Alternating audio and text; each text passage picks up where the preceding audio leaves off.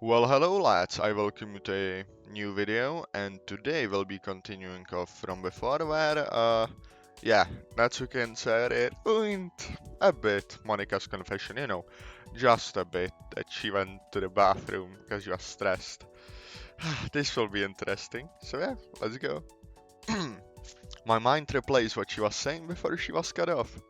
She can't have been trying to. Oh my god. She wasn't she? My voice turns into a grumble as I place my hands over my face in my own embarrassment. The memories of everything that led up to this moment swirl around in my head. No way he finally realized it. Fucking dummy. Jesus Christ. Fuck it, it seems so obvious now. Why didn't I notice it sooner? I I really am dense, aren't I? Mm-hmm. Um, Atazoth?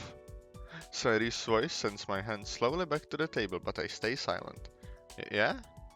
My eyes dart nervously between Natsuki and Sairi. Whilst Natsuki looks like she's wondering what drugs I'm on, Sairi gives me a knowing, slightly regretful smile, almost like she realized what was going on. Atazoth? Natsuki's tone reaffirms her confusion. Sairi glances at her, only adding to it. Sairi, what the hell is going on? No, no.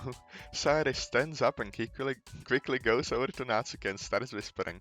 Judging by her expression, she seems to be relaying everything about me and Monika. Better her saying it than me struggling to get it out. Nat's expression shifts from ones that say I knew it, to ones of utter disbelief. After Sayori finishes, she sits back down next to me, and Natsuki has a moment before she looks straight at me. Was she really gonna? Her voice trails off as I nod, silently confirming what she just been told. She sighs. I know I teased you about that, but if I knew that was going on, I'm sorry. Natsuki, it's fine. The blush doesn't leave my cheeks. I had no idea that she. Sayori pats me on the back. Hey, if you don't want to make a big deal out of it, that's okay. Natsuki nods in agreement, her eyes still seemingly full of regret. She's honestly got nothing to be sorry about. Hey, at least she's not being a dick about it. That's. Fuck you, phone! Fucking Reddit. I better turn it off. It's not like she was meant to know what Monika was going to ask. I sure as hell didn't expect it.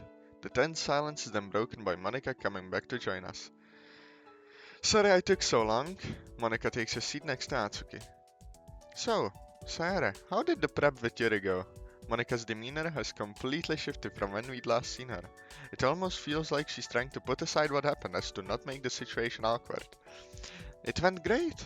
I promised that I wouldn't spoil anything, but we think you guys are gonna love it. In that case, I look forward to it. As do I. Natsuki opts for a wide-toothed grin instead of words.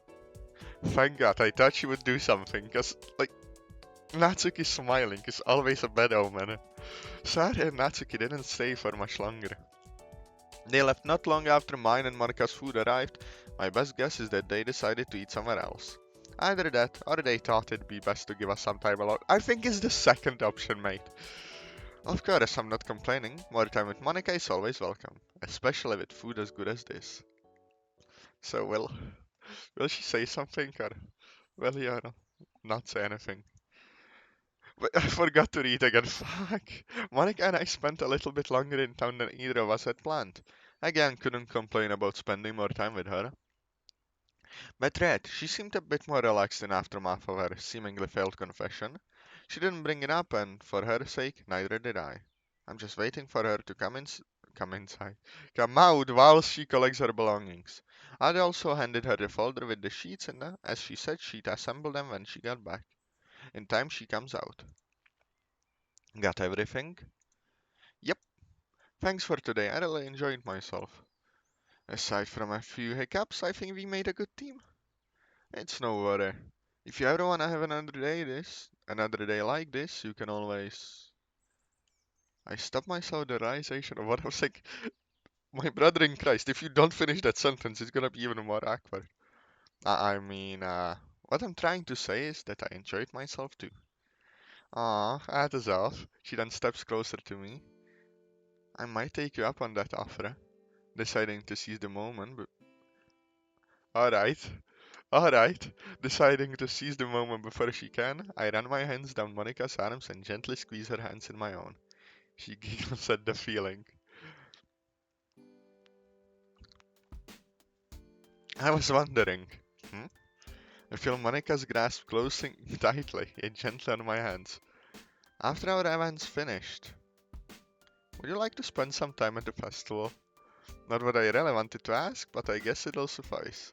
Without a second thought, Monica gives my hands another squeeze and gets on her tiptoes. Her smile seems brighter when she's Is she really that small?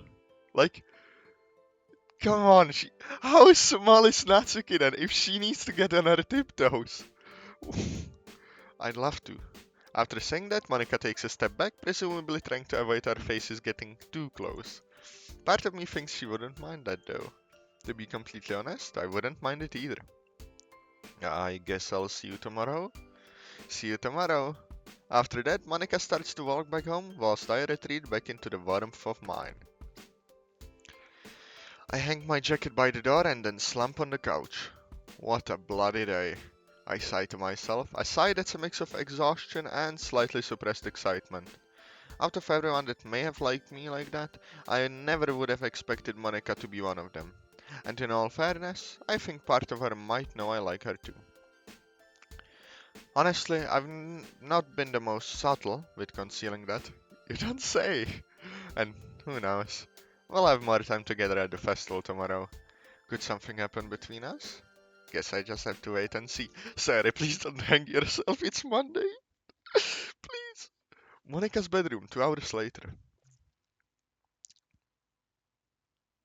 My heart's pounding. Part of me regrets not being able to tell Atazoth how I truly feel. He knows. That's all you need to know. He knows. But at the same time, maybe today wasn't the right time. Maybe I'll tell him after the festival. I really hope it goes well. It's not gonna go well, is it? It's the day of the festival. I check my phone for the time. 6:21 a.m. There is also a text from Sarah from 2:15. 2:15 a.m. For Christ's sake, Sayo. Her text basically consists of her asking me to help her carry the cupcakes. Apparently, her and Natsuki made a few too many. To be completely honest, I'm surprised we still have cupcakes left. Natsuki was brave leaving them with her, given her affinity for midnight snacking. If she did eat any though, I can't say I'd blame her. As I forced myself out of bed, I decided to scroll through mine and Monica's text from last night. Ooh la la. It really is adorable how she's seemingly looking forward to spending time with me rather than a festival. After stretching, I begin my morning routine. I like these types of transitions, they are cool. I might implement them in my mod if I'm not too lazy. Once I'm in the kitchen, I check my phone for the time. It's only gone 7, so I've enough time to have a quick breakfast before I go to help Sarah. One of these days I'll have time to actually cook something for once, for breakfast. Bloody hell, I cannot speak. Whilst I'm eating my cereal, I can't help but be a little nervous about the festival. Sure, when I was just going around the festival in the first 2 school years, it was kinda fun, but back then I wasn't part of an event. Just gotta keep my nerves in check. It's not long till I find myself outside Sairi's house. I did send her a text letting her know that I was ready, but that was almost 10 minutes ago. Like many times before, I let myself in. Since we've known each other for so long, we made it a habit of coming and going from each other's homes like we were family. I go upstairs and timidly wait at Sairi's door after knocking. Sairi? Nothing. I give it a minute or two before I knock again. Sairi? Wake up, dummy. Still nothing. Do not show. I gently open the door. I contemplate going in and waking her up. But isn't that something a boyfriend would do? Regardless, it just feels right. I grip the handle tightly and sigh. I can't believe I'm doing this. Ah! I gently open the door. So? Thank fucking God. Sir. Atazoth, what are you? Shit, sorry. As soon as I opened the door, Sarah hastily put her pajama top back on before I saw anything. Jesus Christ. Get out, get out! Okay, get out, you pervert! I quickly closed Harry's door and put my back against the wall. Wonderful way to start my day. I talked her through the door. Should I wait outside? Yeah, you should! Jesus, what are you gonna be like with Monica? I feel my blood rush to my face with that command before I silently go outside. Not long after I'm outside, I'm joined by Sarah, who's struggling to carry 4 densely packed containers of cupcakes. She hands me 2 of them. There aren't many words between us. Sorry for earlier. Yeah, sure. Sarah gives me a stern look. From now on, if you wanna come in my room, you knock. Got it? But I did! You just didn't. Got it? Got it. I relent. It's not too long until Sarah bursts into laughter. Oh my god, Atazoth! You're way too easy to fluster. I'd brush that assertion off, but it's true. Come on, let's just go. With one more round of laughter from Sarah, we head off for school. Once we're coming up to the school gates, we bump into a familiar face. Hey you two! Nice to see you a bit early. Monika greets us both with a smile. Hey Monika! You excited for the festival? Seems like Sarah's opting to avoid mentioning our little incident. Thank fuck for that. Honestly, I didn't sleep well last night because it was on my mind. Hopefully this coffee kicks in soon. Monica proudly holds up a coffee cup before heading back inside. Sarah and I follow suit. Once we get inside the clubroom, Sarah takes her 2 containers and heads to the front desk. I rest mine on a nearby desk whilst Monica makes her way up to me. Hey, I got the pamphlets assembled last night. Wanna check them out? Of course! Monica proudly takes one of the assembled pamphlets and hands it to me. As I flick through the pages, I marvel at how professional everything looks. The design is crisp and clear, and everyone's poems are displayed neatly. These look amazing, Monica. Thanks, Atazoth. She smiles dreamily at me before looking away slightly. She seems to be deep in thought about something. Her eyes then lock back onto mine. She lowers her voice in an attempt to not catch Sari's attention. You still up for spending time with me after the event? Wouldn't miss it for the world. Yeah, me neither. Why are we whispering? Just festival stuff. I mean, she was kinda telling the truth. Emphasis on kinda. The smirk on Sarah's face hints that she's aware of our plan, though she seems to be welcome to Monica and I spending more time together. Of course, I don't know if that's something she's always been up for, or she still feels bad about what happened at the cafe.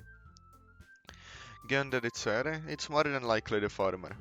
Both girls soon go off to start setting out the pamphlets and cupcakes on the desk. Where the hell is Shira and Natsuki? There is still some stray cupcakes on the front desk. Maybe I could. Ah, fuck it, Natsuki's not here yet. I reach my hand out and smack. Ow! What the f... Not a chance in the world, fucko.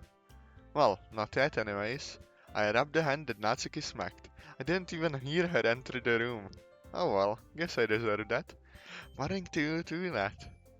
Do I need to smack your face too? Nah, don't think so. Good. Still reserve the right to though. Looks like she's in a good mood, so I can't really complain. Yuri giggles gently from across the room. I walk over to her as she's setting her belongings on the table. Morning, Yuri. Good morning to you too, Atazoth. How's your hand doing? Yuri must have noticed I'm still rubbing my right hand. It still stings, but I'm sure it will be fine. Just how hard did Natsuki slap me? My attention is then drawn to the items that now decorate Yuri's desk. There's assorted candles, an essential oil diffuser, and taking up 2 desks next to her, a large folded banner. Damn, Yuri. You really went all out for this. Yuri smiles dreamily to herself, acknowledging my compliment with a polite nod. I wouldn't do less for an occasion such as this, especially one surrounded by my friends.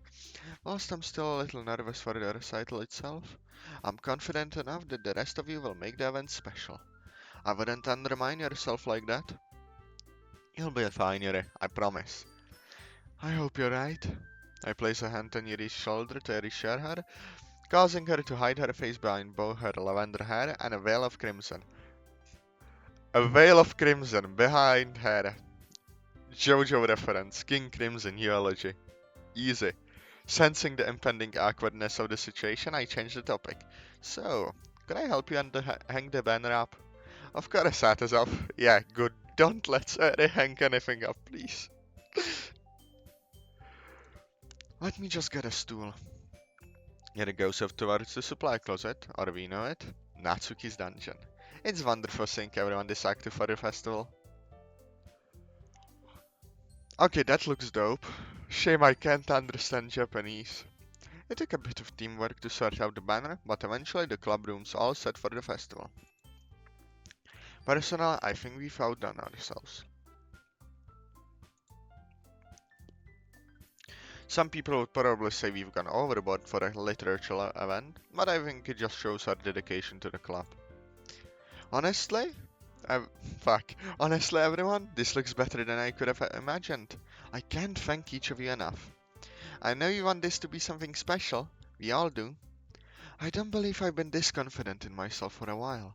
If anything, doing all of this for the club is giving me back a little something for your efforts. I know I've been a bit of a pain in the ass about this, but I really want the club to succeed too, you know. Plus, we're all in this together. We've got this. With our shared enthusiasm at its highest peak, we prepare for the start of our event. I can't wait. It's gonna go badly, isn't it? Ah, fuck. The festival was hell. Let's see. A highly awkward, tense silence fills the club room. To say our event was a disaster would be an understatement. But it wasn't any fault of our own. Some of those students. My head just hurts thinking about it. Of course, Natsuki's cupcakes went down a treat, but that doesn't excuse the dickish behavior and attitudes of some of the students we had the misfortune of visiting us. Poor Yuri ended up leaving earlier than anyone expected. Me being concerned, I went to check on her. She'd hidden herself by the stairwell near the roof and was having a panic attack.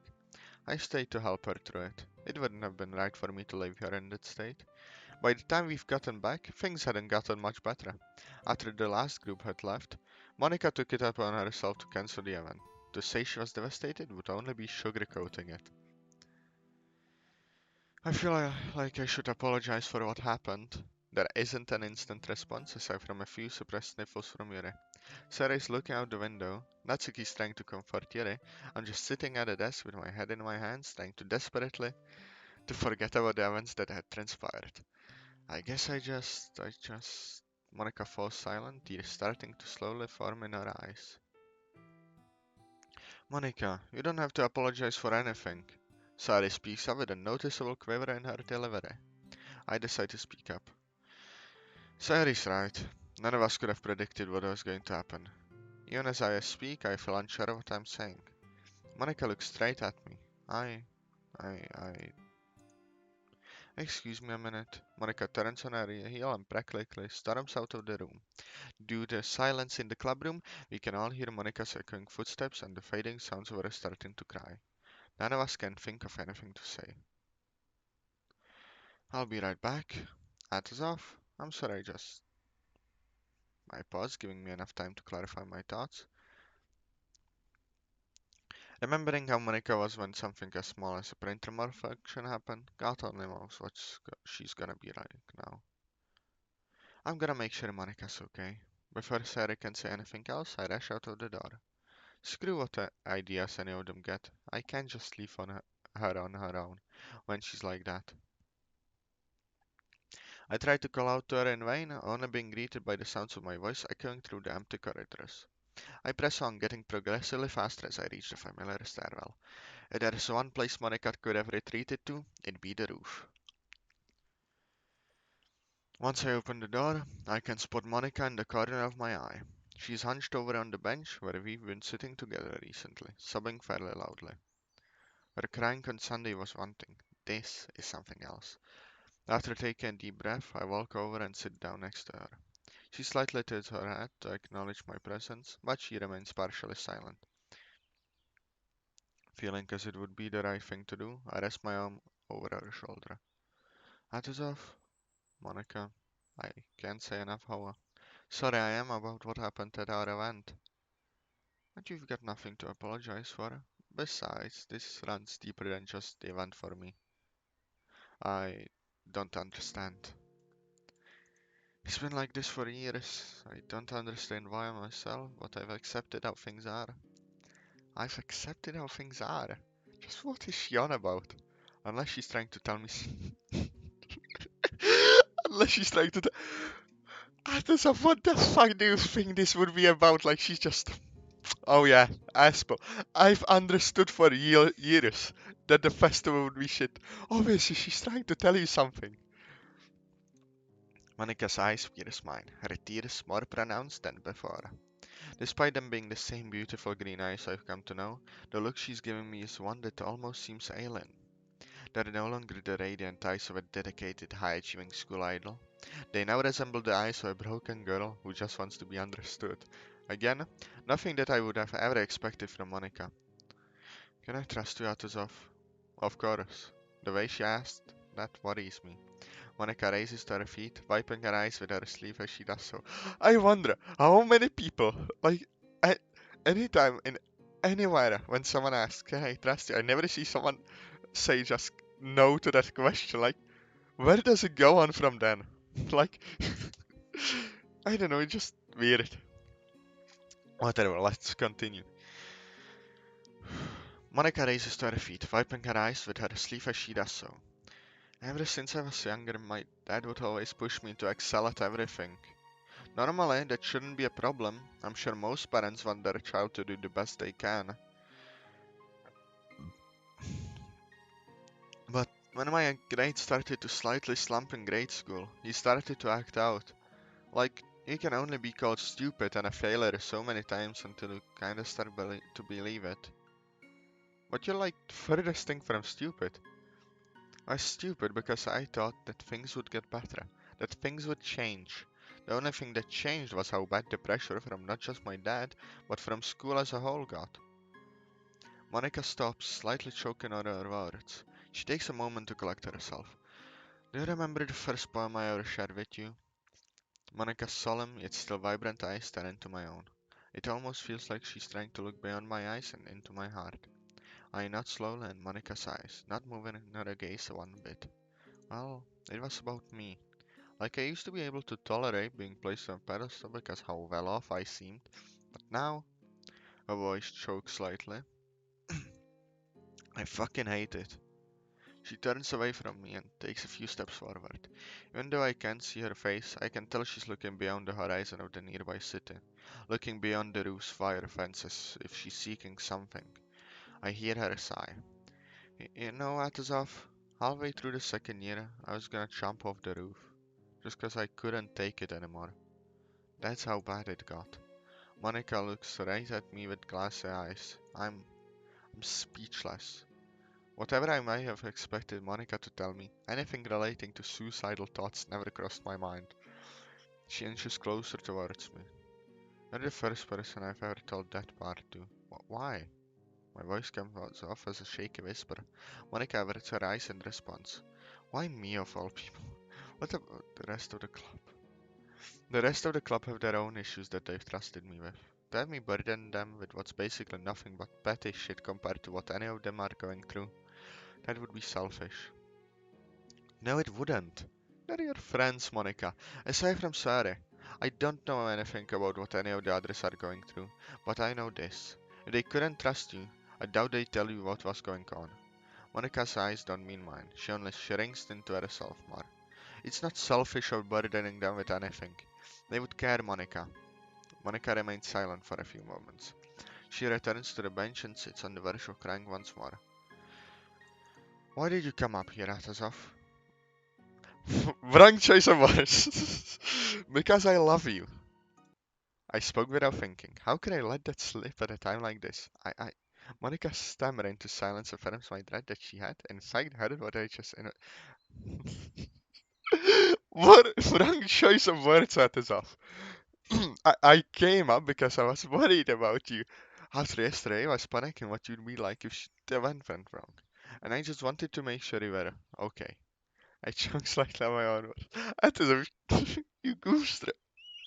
Wrong choice of words. There's no way in hell she's gonna fall for that excuse. Maybe I'd be better off just shutting my mouth. To my surprise, Monica squeezes my hand and shuffles closer to me. Monica? You're like the first guy I've met that actually listens to me and takes my problems seriously. And he pauses for a moment. You let me be me. Tears well up in Monica's eyes again, but this time they're accompanied by a smile. God, how I've missed that smile. I squeeze Monica's hand in return. Okay, I know we are past the 25-minute mark, but we cannot leave it like this. There's been something I wanted to tell you for a while now. Her smile doesn't leave her face. The look in her eyes make it known that she's realized I'm using the words she spoke to me at the cafe. Well, the truth is that I love you, Atazoth. Monica finishes my sentence. I tried to understand it so many times. Believe me, I wanted to tell you a long time ago, but I couldn't understand my own feelings. It sounds crazy, but before I met you, it felt like a piece of me was missing. Monica moves her hand from mine up to my cheek. It wasn't until I met you that I figured out what that piece was. To say I'm stunned would be an understatement. I'd only just figured out that Monica liked me that way. I had no idea that her affection for me ran this deep. Monica, I'm barely able to get my words out. However, I'm soon able to regain myself and pull her into a tight embrace. Ah, I love you too, Monica. I think this is a great way to end it, and honestly, I'm screenshotting this for the thumbnail because, yeah, this is perfect. I need to paste this somewhere. Because, yeah, we need this. So, yeah, lads, I think this is the best way to end it. A sweet spot. I know it's a bit, come on, in the moment, Atazoth.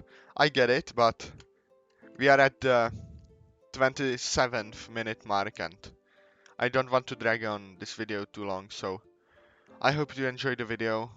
Today was awesome. A bit of sadness, but otherwise a happy ending. So, I'll see you next time, lads, and enjoy your day. Bye bye.